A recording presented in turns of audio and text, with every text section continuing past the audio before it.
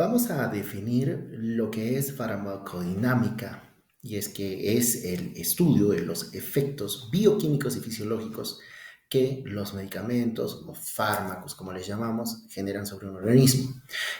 Vamos a probablemente expresarlo de otra manera, es el estudio de lo que sucede en el organismo por acción de un fármaco, que es netamente químico.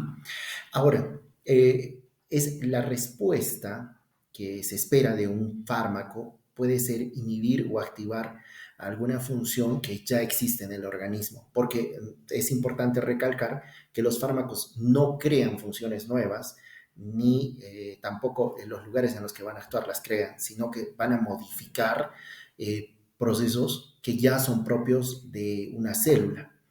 Para que sea posible que el fármaco funcione, vamos a necesitar de primera mano la administración y siguiente la distribución en el organismo. Y vamos a ir tocando todo ello en otro tema que es la farmacocinética. Pero una vez que ya llega al sitio en su acción, el fármaco debe asociarse con alguna estructura, llamándole pues a eso, cómo es que ya va a empezar a funcionar la farmacodinámica. Vamos a considerar tres posibilidades de asociación. Una es hacia las enzimas, inhibiéndolas. La otra es hacia algún sistema de transporte de la membrana celular que va a funcionar como una barrera entre el interior y el exterior de la célula.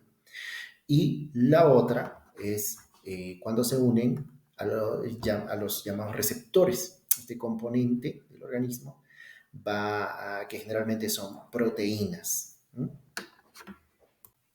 Las respuestas funcionales que pueden desencadenar los receptores son, como por ejemplo, tres de ellos. Vamos a ver cambios en los potenciales bioeléctricos de la neurona.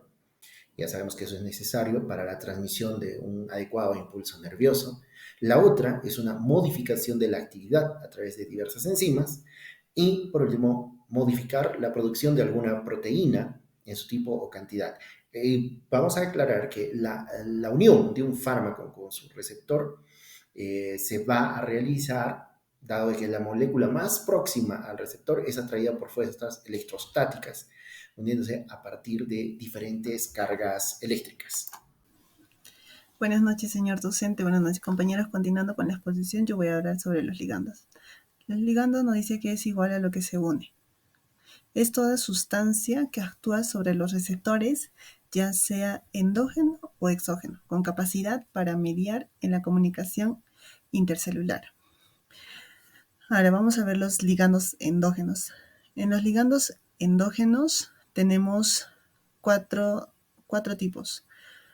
Está el neurotransmisor, que es una biomolécula que transmite información de una neurona a otra consecutiva mediante una sinapsis. También tenemos el cotransmisor. Es un transmisor secundario que se encarga de aumentar la función del transmisor primario. Y luego continuamos con el neuromodulador. Es una biomolécula que modula la síntesis y o liberación de un neurotransmisor en la neurona presináptica. Y por último tenemos la hormona, sustancia química producida por células o grupos de células del organismo para ejercer un efecto en otras células. Luego tenemos los ligandos exógenos. Los ligandos exógenos nos dicen que son fármacos y o sustancias que nuestro cuerpo evidentemente no las fabrica. Luego tenemos los receptores. Los receptores nos dice que son macromoléculas cuya función es reconocer y fijar moléculas que provienen del exterior de la célula. Dentro de los tipos de receptores, tenemos dos tipos de receptores. Reconocemos a dos tipos de receptores acá. Receptores ionotrópicos y los receptores metabotrópicos.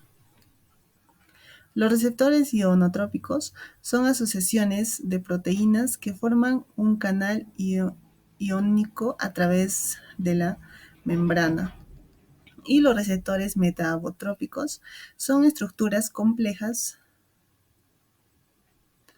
que están acopladas a proteínas G. Muchas gracias. Dosis: es la cantidad necesaria de una droga para lograr eficazmente un efecto terapéutico. Uno de los psicofármacos comunes es la melatonina. Por ejemplo, la, la melatonina es un inductor del sueño. La dosis diaria sugerida es de 3 miligramos. Tolerancia: la tolerancia ocurre cuando el organismo se adapta a la continua presencia del fármaco. Por lo general son dos los mecanismos responsables de la tolerancia. El metabolismo del fármaco se acelera habitualmente porque aumenta la actividad de las enzimas hepáticas que metabolizan el fármaco. También la disminución de la cantidad de receptores o afinidad hacia el fármaco. Resistencia: situación en que una persona deja de responder a un fármaco, haciendo que el médico puede aumentar la dosis. Afinidad: afinidad es la capacidad que tiene un fármaco para unirse a un receptor específico. Esta unión podría ser más intensa cuando mayor número de enlaces se establezca. Farmacodinámica: estudia la acción y el efecto. Acción específica: es cuando desencadena una acción sobre el receptor. Es una acción que se llama acción específica. Ahí tenemos también la actividad intrínseca, la capacidad de un ligado de producir una acción que determina una magnitud en el receptor.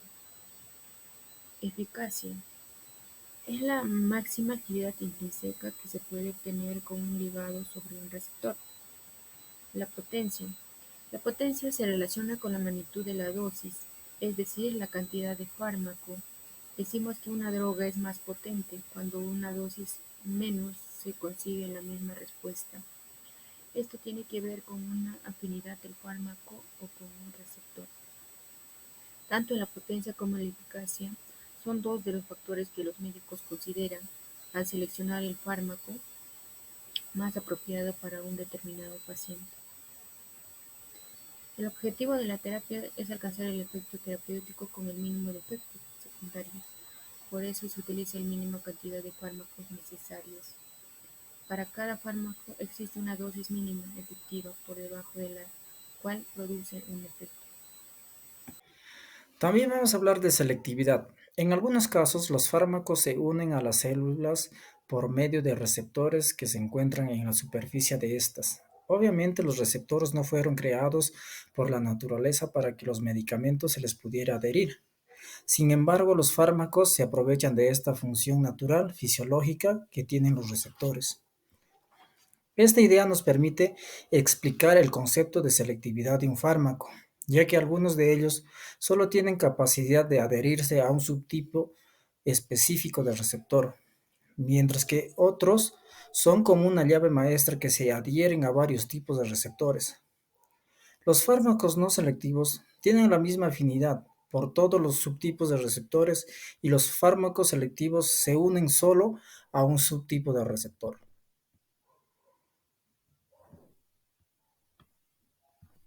Agonistas. Agonistas definimos como agonista a toda sustancia que tenga la capacidad de unirse a un receptor celular y producir una respuesta. Que un fármaco interactúe específicamente y con la elevada afinidad con un receptor no es razón suficiente para que dicha interacción surja una acción farmacológica.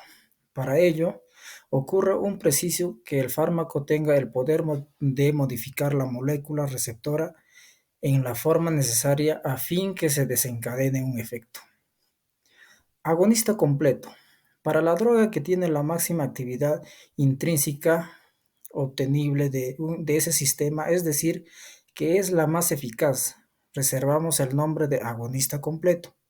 Agonista parcial. A las drogas que tienen menos actividad intrínseca que el agonista completo. es decir, la que tiene una eficacia menor. Agonista inverso. A las drogas que producen el efecto opuesto al del agonista se les llama agonista inversos. Agonista inverso parcial.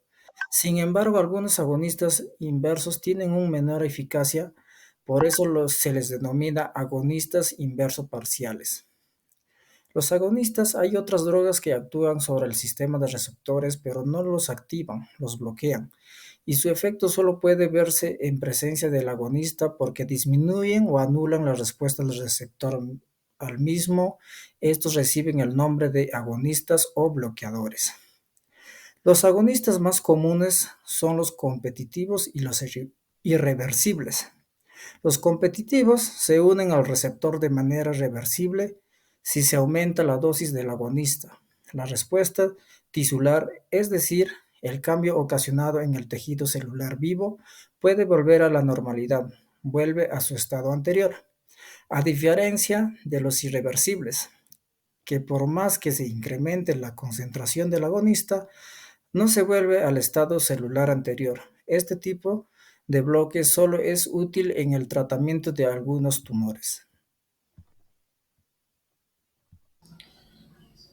Mi nombre es Elvis y le voy a dar a conocer sobre los tipos de antagonismos. Para empezar, tenemos los no competitivos, los antagonistas químicos y antagonistas fisiológicos. Bueno, los no competitivos nos refieren que no se unen al mismo sitio receptor, pero afectan la respuesta al agonista en etapas posteriores. Mientras que los antagonistas químicos no se relacionan con el receptor, sino que inactivan el fármaco activo. Finalmente, los antagonistas fisiológicos son agentes con efectos opuestos que se anulan al interactuar en un mismo sistema efector. Bueno, la selectividad con agonistas. Las drogas selectivas pueden ser agonistas completos o antagonistas, mientras que las drogas no selectivas generalmente son agonistas parciales. La modulación alostérica. Este término se utiliza en aquellas situaciones en que la regulación de la actividad de un receptor se realiza desde un lugar diferente al lugar en que es responsable directamente de la respuesta celular. Mediante este mecanismo, los neurotransmisores pueden cooperar entre sí para funcionar mucho más intensamente y en un rango de acción mucho mayor del que pueden hacerlo por sí solos. Las interacciones farmacológicas. Cuando dos fármacos o más presentes en el organismo del individuo cambian su acción, se debe a que uno de ellos aumenta o disminuye la acción del otro. Podemos decir que la acción que un fármaco ejerce sobre el otro produce un cambio cualitativo o cuantitativo en sus efectos, ¿no? La Organización Mundial de la Salud nos dice que la conveniencia de administrar solo un medicamento en un mismo tratamiento. Claro que hay excepciones. Una de ellas sería el tratamiento del SIDA, pero en general las interacciones farmacológicas con un mismo objetivo no son tan frecuentes. Los tipos de interacciones. Las interacciones farmacológicas pueden ser positivas cuando se asocia a fármacos y estos incrementan sus beneficios terapéuticos, o de forma negativa cuando las consecuencias de la asociación resultan perjudiciales para la evolución clínica del paciente, ya sea por toxicidad o por ineficacia. Tipos de interacciones farmacocinéticas. Tienen que ver con un aumento o la disminución de la concentración del fármaco en el organismo, o sea, en el lugar de acción, a causas de las modificaciones producidas por las interacciones de los fármacos en los procesos de absorción, distribución y eliminación. Mientras que la interacción farmacodinámica nos dicen que tienen que ver con el aumento o la disminución de la acción farmacológica y por lo tanto de la respuesta y el efecto terapéutico esperado. Esto implica una modificación de la relación del fármaco con su receptor, dando lugar a fenómenos de sinergia, antagonismo y potenciación. La sinergia es un concepto utilizado cuando la presencia conjunta de dos o más fármacos en el organismo producen un incremento de sus efectos, mientras que la sinergia de suma o adición es el efecto resultante en la suma de los efectos parciales. Se trata de la situación en que dando dos drogas diferentes, pero menos dosis de la indicada para cada una de ellas, se logra, por efecto de la combinación, la misma respuesta, mientras que el sinergismo de potenciación ocurre al combinar dos drogas diferentes de la dosis habitual. El efecto observable que logramos es mayor que la suma de los efectos parciales, es decir, logramos una respuesta superior que la que alcanzaríamos con la administración de cada una de ellas. Bien, la curva farmacodinámica. En los conceptos explicados anteriormente van a ser de gran utilidad para poder entender la siguiente representación gráfica que en la curva de farmacodinámica. Básicamente nosotros vamos a necesitar dos ejes, en el cual el horizontal que va a representar la dosis y el vertical van a representar la respuesta del fármaco. Bien, esto se va a tratar de una manera de esquematizar la relación entre la dosis administrada y sus efectos. Por el cual, para poder visualizar más claramente la amplia de la cantidad de variaciones que puede producir la dosis administrada en un solo gráfico, en el cual va a expresar de forma logaritma. Bien, en este recurso matemático, pues es la suma de utilidad de farmacodinámica, ya que le facilita las comparaciones visuales entre las curvas de diferentes drogas, de diferentes respuestas a la misma droga, por el cual vamos a lograr como resultado una curva sigmoidea en la cual podemos ubicar claramente algunas variables, como por ejemplo la potencia, la eficacia y la pendiente, por el cual en la potencia tenemos como indicada que la posición lateral de la curva a lo largo del eje de abscisas y tiene relación como afinidad de fármaco con su receptor, por lo cual la relación es inversamente proporcional. A mayor potencia, menor cantidad de fármaco. En la eficacia, como podemos ubicar en el punto máximo de la curva, se va a relacionar con la cantidad máxima que se pueda producir una respuesta con este complejo. Por último, tenemos la pendiente, que nos va a indicar el nivel de variación de la dosis para poder modificar el grado de respuesta. Como consiguiente, tenemos aquí en el primer gráfico, en el cual se va a iniciar desde el punto 0 y se va a elevar indicando un punto de relación proporcional. A mayor dosis, más respuesta, hasta que la curva forma una meseta, deja de crecer y dibuja una línea paralela al eje de la dosis. Esto va a indicar que todos los receptores han sido ocupados. Aunque se incrementan las dosis, no se logra aumentar la respuesta, por lo cual hemos llegado al punto de concentración efectiva o dosis eficaz. Bueno, si se continúa incrementando la dosis, puede alcanzar a niveles tóxicos para el organismo. En el segundo gráfico tenemos que esto va a intentar gráficamente la relación entre dos drogas de perfil similar, pero que requieren de diferente dosis para alcanzar su eficacia. Como ya lo explicamos anteriormente, recurrimos al concepto de potencia. Cuanto menor sea la dosis para alcanzar los efectos terapéuticos buscados, mayor es su potencia.